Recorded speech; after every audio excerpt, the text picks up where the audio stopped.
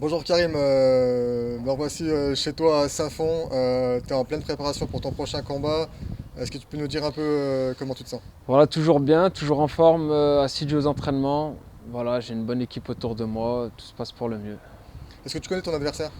De nom, je sais que c'est un Espagnol, assez dur au mal, qui vient du Muay Thai, donc je pense que ça fera un bon combat.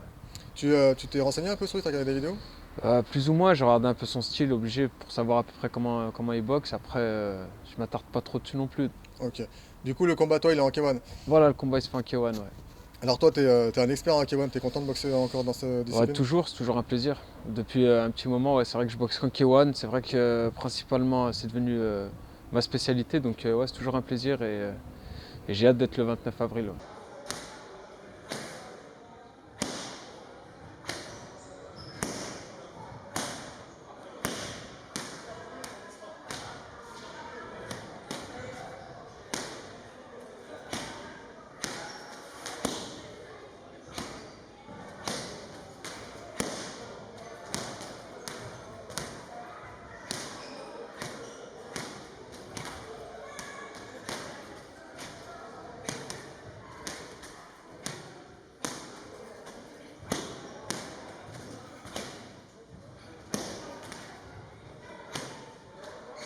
Alors c'est la première fois que tu vas boxer cette année et c'est un gros événement à la Fight Night One.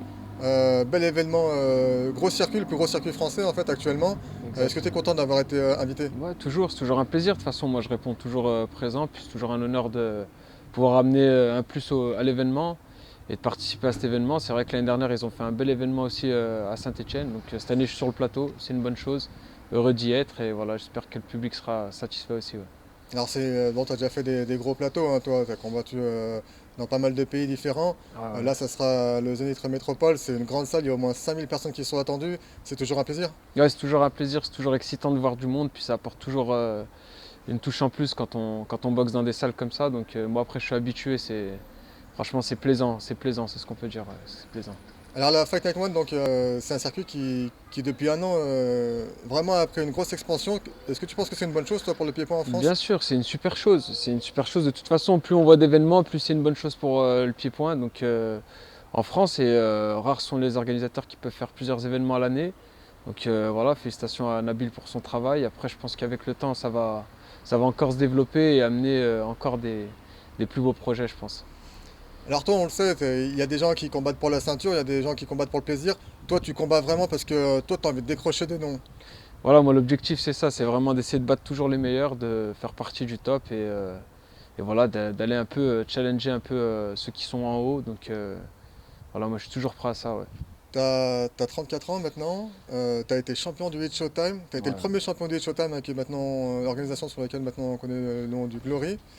Euh, il te reste combien de temps à boxer à ton avis selon toi?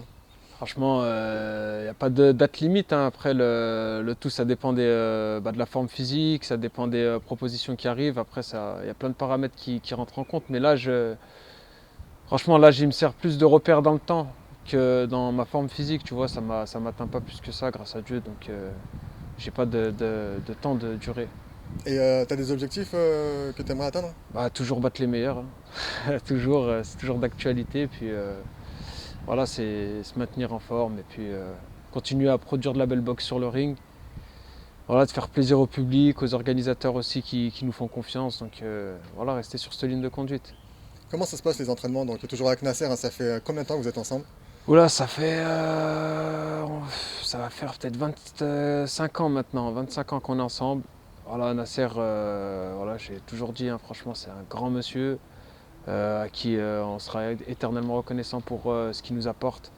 Donc il a toujours été là depuis qu'on est petit, donc voilà, c'est normal de continuer et de terminer avec lui et j'espère qu'il nous restera encore un bon bout de chemin et des beaux titres à décrocher ensemble. Au niveau du MMA, toi, ça t'intéresse pas? T'es pas intéressé? Non, pas spécialement, non. Si je regarde un petit peu, mais en fait ce qui se fait c'est que le MMA, bon, ça demande un gros travail au sol pour dénigrer personne. Je pense qu'on ne peut pas arriver avec un pied-point comme ça et prétendre faire partie des meilleurs. Et vu que moi je vise toujours ce qui se fait de mieux. Je pense qu'il y a trop de travail au sol à rattraper. Et à l'âge que j'ai, bah, j'aurai pas le temps tout simplement. Donc, voilà, ça demande beaucoup de travail. Ça demande beaucoup de travail. Donc voilà, c'est pour ça que le MMA, ça me tente pas trop. Je préfère rester dans le K1, dans le kickboxing, faire ce que je sais faire, dans le domaine dans lequel j'excelle et je me sens le mieux. Alors, tu es considéré comme l'un des meilleurs combattants français hein, de toute l'histoire en pied-point. T'as battu des super noms, Ravier, Eurabé, tu as gagné la ceinture du Hit Showtime donc, avec Sergio Wilzen. C'est quoi, si tu avais un conseil à donner à ceux qui se mettent dans la boxe, c'est quoi, ce serait quoi? Bah, déjà de croire en soi, déjà dans un premier temps, de croire en soi, s'investir à fond parce que ça demande beaucoup de travail. Donc, et puis, ouais, c'est de s'entourer des meilleurs et ne jamais reculer dans ses objectifs.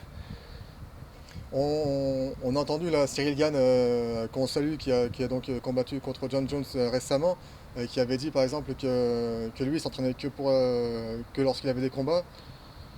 C'est vrai que toi, Ah, c'est une, toi, ça fait depuis ouais, 20 ans, t'as toujours. ouais, c'est une manière de voir les choses. Après, Toi, t'as boxé. moi, je pense que c'est pas comme ça qu'on fonctionne. Pour moi, c'est pas comme ça qu'on fonctionne parce que la marge de progression, elle se fait aussi quand on n'a plus de combat.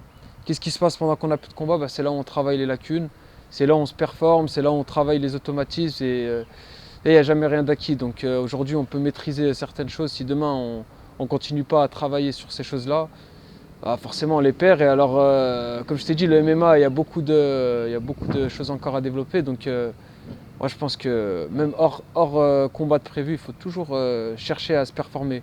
Mais après, ça, c'est des traits de caractère qu'on ne peut pas enlever. Il y en a qui bossent, il y en a qui bossent moins, il y en a ça leur réussit, et il y en a ça leur réussit pas de travailler non plus. Donc voilà, du moment que chacun s'y retrouve, c'est le plus important. Alors donc le 29 avril, tu ne seras pas tout seul de la team Nasser Kassem parce qu'il y aura Pascal Touré, Ouais, ouais, un jeune prometteur hein, qui évolue dans la exactement. Ouais. division des poids lourds légers. Qu'est-ce que tu penses un peu de lui? Bah, c'est un futur, c'est un futur. Il est athlétique, il est beau sur un ring, avoir boxé, franchement, voilà, aujourd'hui, il a boxé Artem Vakitov récemment. Après, moi, je lui souhaite de décrocher une ceinture du Glory avec le temps. Je lui souhaite de faire partie du circuit, de décrocher la ceinture le plus vite possible. Est-ce que tu as un message à faire passer pour tous les spectateurs qui seront présents le 29 avril? Rendez-vous le 29 avril à Zénith de Saint-Étienne. Voilà, je remercie Nabil Mazari, je lui souhaite un bon courage pour son organisation, parce que c'est jamais facile d'organiser. Puis rendez-vous au public stéphanois. Donc on sera proche de Lyon aussi, donc rendez-vous à tous ceux des alentours qui peuvent se déplacer. Voilà, venez nombreux, venez nous supporter et puis rendez-vous le 29.